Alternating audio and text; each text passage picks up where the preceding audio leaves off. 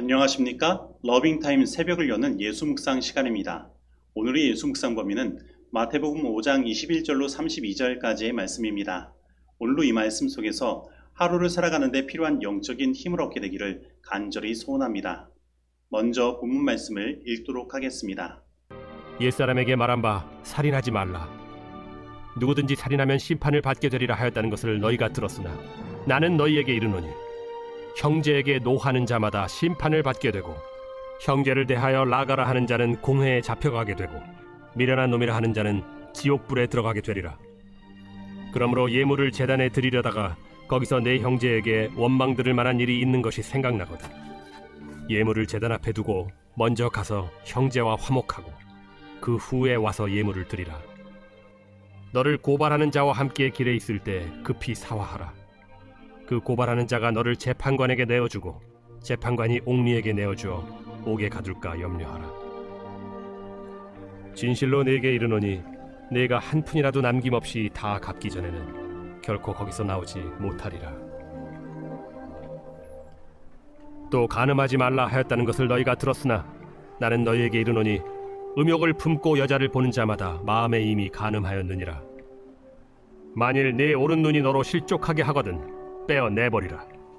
내 백체 중 하나가 없어지고 온 몸이 지옥에 던져지지 않는 것이 유익하며 또한 만일 내 오른손이 너로 실족하게 하거든 찍어 내버리라. 내 백체 중 하나가 없어지고 온 몸이 지옥에 던져지지 않는 것이 유익하니라.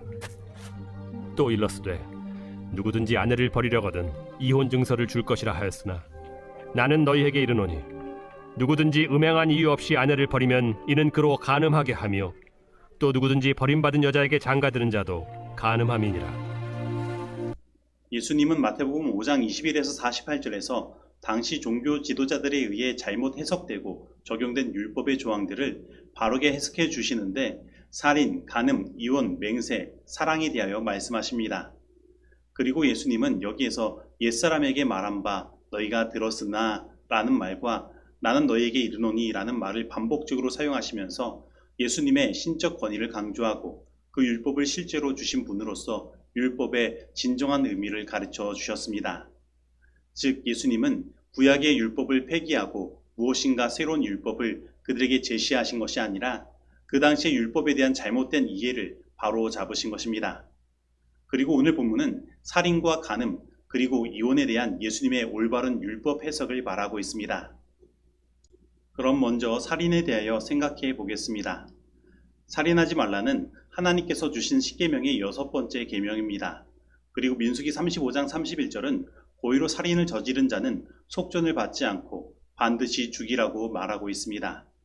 그런데 유대인들은 이 율법에 대하여 실제로 사람을 죽이지만 않으면 괜찮다고 생각하였습니다. 즉 이들은 율법을 외적으로만 준수하면 된다고 생각한 것입니다. 이들은 그 이면에 담겨져 있는 형제 사랑에 대하여는 관심을 가지지 않는 것입니다. 그러나 예수님은 형제에 대하여 노하고 라가 곧 바보라고 말하고 형제를 미련한 놈이라고 말하는 자들은 심판을 받게 되고 또 공회에 끌려가게 되고 또 지옥불에 들어가게 된다고 말씀하시는 것입니다. 즉 예수님은 이 살인의 범위를 외적인 측면을 넘어 내적인 측면으로 확장시킨 것입니다. 그래서 이 말씀을 토대로 생각해보면 우리는 누구든지 그 마음과 입으로 살인을 저지를 수 있는 존재가 되는 것입니다. 아니 어쩌면 오늘 우리는 매일같이 그 마음과 입으로 살인을 저지르고 있는지도 모르겠습니다. 우리의 마음에 분노와 미움이 있고 또 입술에 놀림이 있고 남의 이야기를 하기를 좋아하는 것을 통해서 말입니다. 그러면 우리는 어떻게 해야 할까요? 예수님은 그것에 대하여 두 가지로 대답하시는데 하나는 하나님께 제사를 드리다가도 누구에게 원망을 들을 일이 있다면 예물을 제단 앞에 두고 형제와 화목하게 한 뒤에 제사를 다시 드리라고 말씀하시고 또 하나는 송사하는 자와 함께 길에 있다면 즉시 사과하라고 말씀하시며 그렇지 않으면 그가 너를 옥에 가둘까 염려하라고 말씀하시는 것입니다. 그리고 우리가 여기에서 주목해서 볼 단어는 먼저와 급히입니다.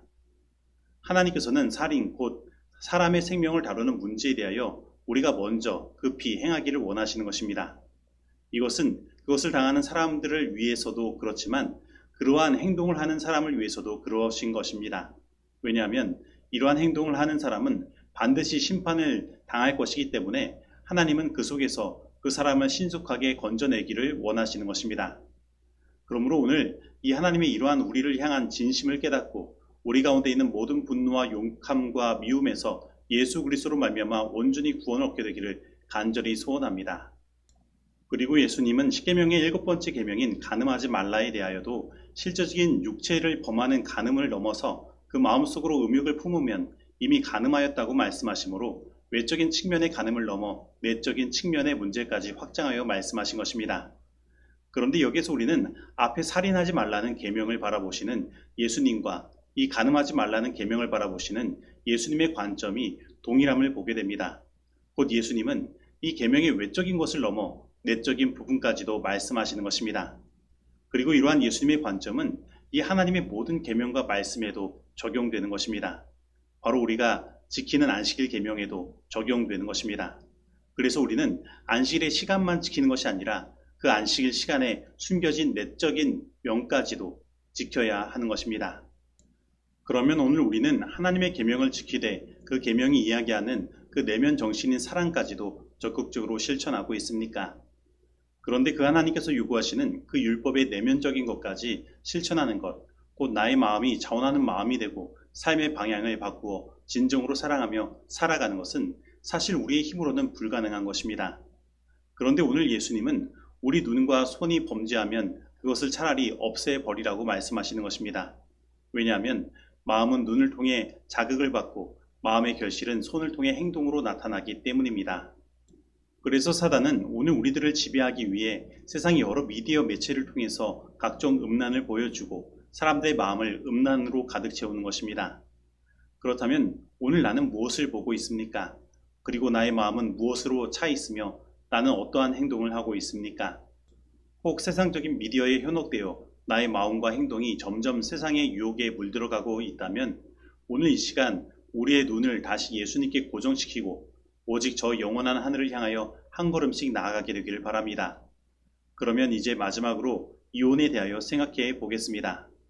예수님 당시의 유대인들은 이혼을 할 때에 율법에 따라 이혼 증서를 써주었는데 이것은 사실 쉽게 이혼을 하지 못하도록 하는 하나의 장치였고 여자들을 보호하기 위한 것이었습니다. 즉 여자들은 이 이혼 증서를 통해 합당한 사유로 자신이 이혼했다는 것을 증명하여 다시 결혼할 수 있는 권리와 기회를 얻을 수 있었던 것입니다. 그러나 유대인들은 이것을 악용하여 이혼 증서가 오히려 이혼의 도구가 되도록 만든 것입니다. 즉 그들은 하나님의 율법을 자신들의 편리에 따라 해석하고 적용한 것입니다. 그런데 이러한 것은 오늘날에도 나의 욕심을 채우고 어떤 것을 행하는 나의 정당성을 만들기 위해서 행해지는 것입니다.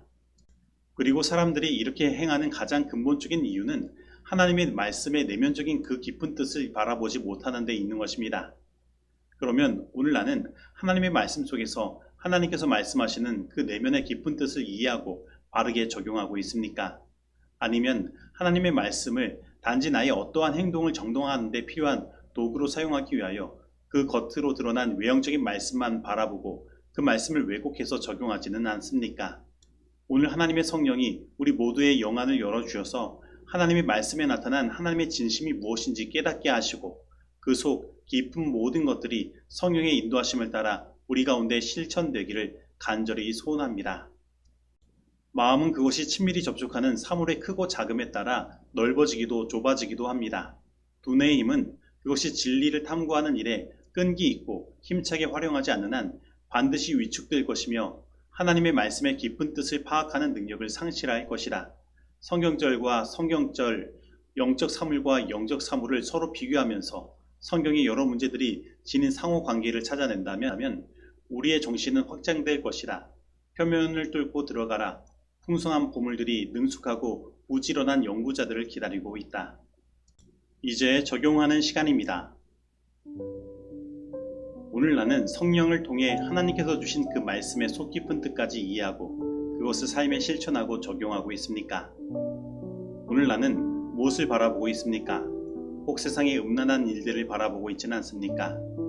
오늘 나는 하나님의 말씀에 나의 삶을 맞추는 것이 아니라 나의 삶에 하나님의 말씀을 맞추려고 하고 있지는 않습니까?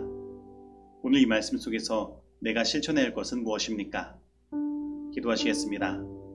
하나님 아버지, 오늘 우리들에게 하나님의 율법의 외형적인 것만이 아니라 속 깊은 것까지도 바라볼 수 있는 영적인 시각을 허락하여 주시고 우리를 모든 사단의 유혹에서 건져주시니 감사드립니다. 혹 우리의 삶에 부족한 것들이 있다면 오늘 우리들에게 무엇이 부족한지를 깨닫게 하여 주셔서 오직 성령의 능력으로 그 모든 것을 바로잡을 수 있도록 하여 주시옵소서. 그리고 우리의 눈을 지켜주셔서 세상의 악한 것들이 우리들의 마음을 침범하지 못하도록 우리를 인도하여 주시옵시고 오직 이 모든 일들을 통하여 주님 홀로 영광받아 주시옵소서. 예수님의 이름으로 기도드립니다. 아멘.